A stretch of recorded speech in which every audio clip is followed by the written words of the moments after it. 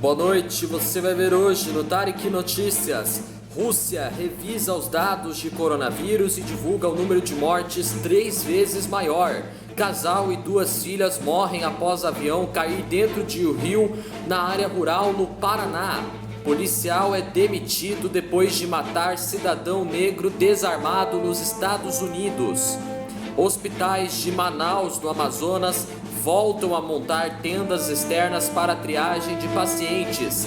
União Europeia decide comprar mais de 100 milhões de unidades de vacina da Pfizer.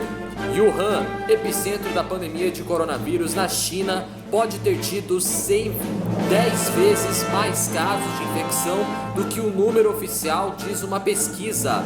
Eu sou Tarek Elaques e está no ar o Tarek Notícias.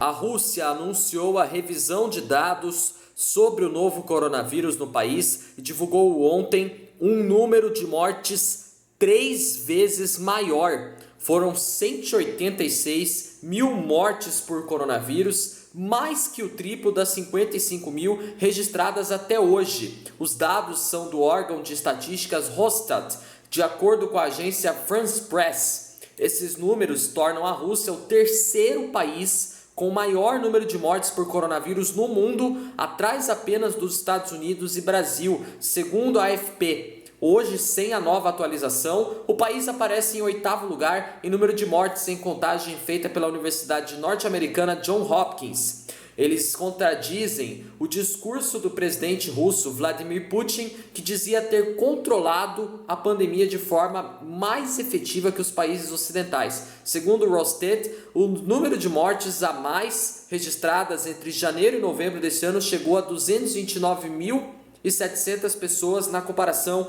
com o mesmo período do ano passado, e mais de 81% da alta da mortalidade nesse período se deve ao coronavírus ou às consequências da doença, segundo afirmou a vice-primeira-ministra russa Tatiana Golikova. Os dados atualizados da Rússia ainda não foram computados no ranking da Universidade norte-americana Johns Hopkins, que monitora os casos e mortes por Covid-19 registrados pelos órgãos oficiais de diversos países. No ranking da universidade, a Rússia aparece na manhã de hoje com 55.107 mortes relacionadas à doença. O número coloca a Rússia em 8º lugar, atrás dos Estados Unidos, Brasil, Índia, México, Itália, Reino Unido e França. Bom, vamos à próxima notícia. Um avião de pequeno porte caiu entre Roncador e Mato Rico, na região central do estado do Paraná, hoje de manhã. Segundo a Defesa Civil, um casal e as 2 filhas morreram após a queda. A aeronave foi encontrada dentro do rio Macaco, que fica entre as 2 cidades na comunidade rural Bela Vista. Ainda não há informações oficiais sobre o motivo do acidente e há suspeita que o acidente ocorreu em virtude de um temporal que atingiu a região por volta das 7 horas da manhã de hoje. Segundo a Defesa Civil, quem estava pilotando o avião era Valdeci Cruzeiro, que morava em Goiôerê, na região noroeste do Paraná. Amigos de Valdeci disseram que ele pilotava o avião há mais de 20 anos e era acostumado a viajar pelo litoral do estado do Paraná.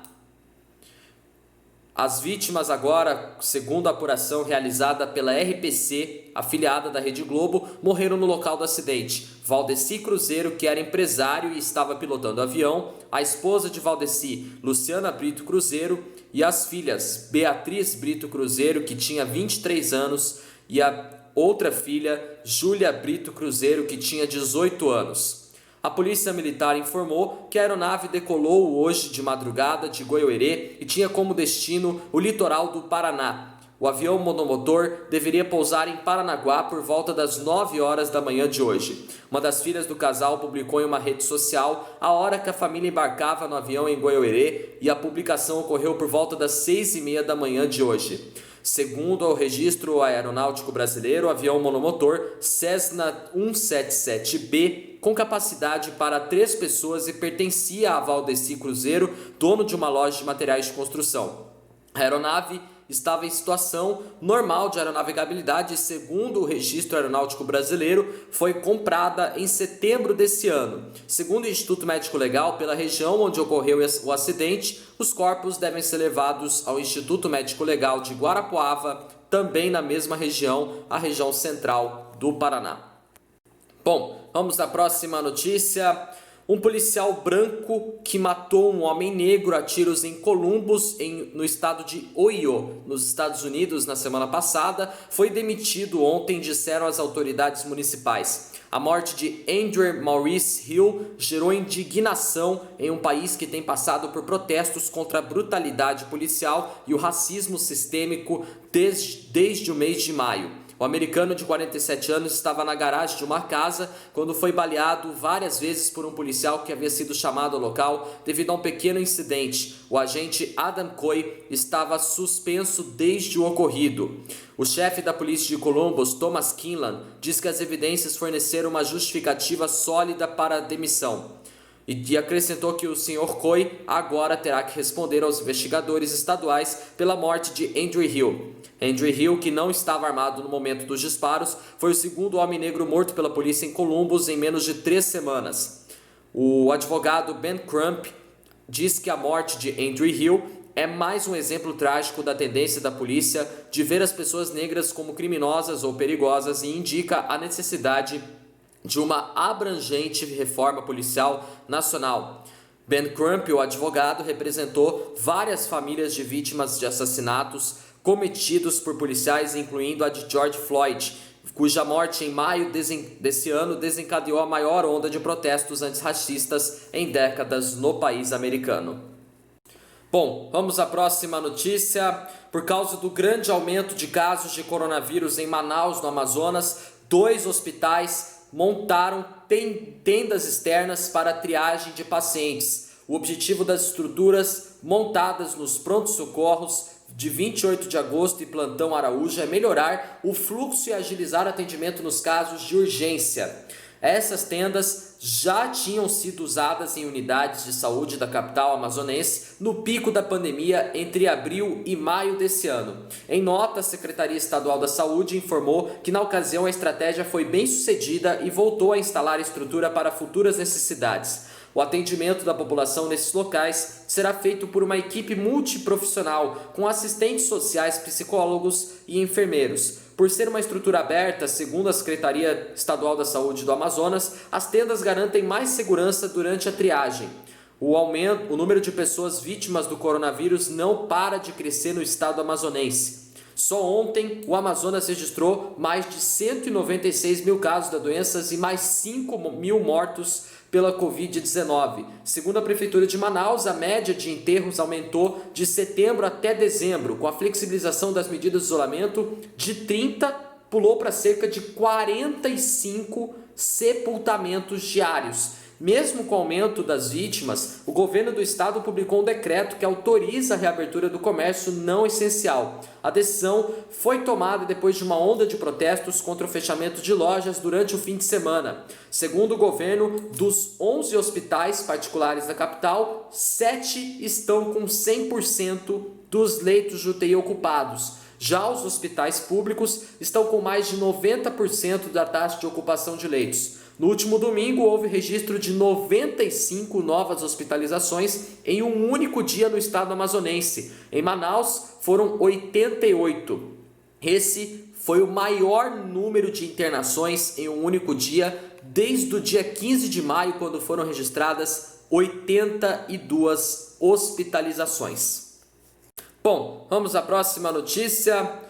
A União Europeia decidiu comprar 100 milhões de doses adicionais da vacina produzida pela Pfizer e BioNTech, afirmou o presidente da Comissão Europeia em post no Twitter hoje. Formada por 27 países, a União Europeia terá então 300 milhões de doses da vacina que foi avaliada como segura e eficaz, disse a presidente da comissão, Ursula von der Leyen. A possibilidade dessa compra adicional já estava prevista em um contrato divulgado em novembro.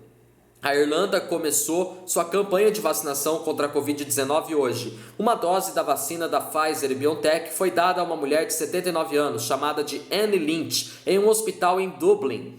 Bélgica, Luxemburgo e Letônia se juntaram ontem à lista de países da União Europeia que já começaram a vacinar seus cidadãos. Agora, 26 dos 27 países do bloco já estão aplicando as vacinas. A Holanda deve começar no mês que vem, em janeiro. Bélgica, Letônia e Luxemburgo vão usar a vacina desenvolvida pelas farmacêuticas Pfizer e BioNTech, que é aplicada em 2 doses. Todos os imunizados ontem receberão um reforço daqui a 3 semanas. O imunizante usa tecnologia de RNA e a vacina foi a primeira do tipo a entrar no mercado. A vacina da Moderna para a Covid-19, aprovada pouco depois da candidata da Pfizer, usa a mesma técnica para induzir a proteção contra a doença.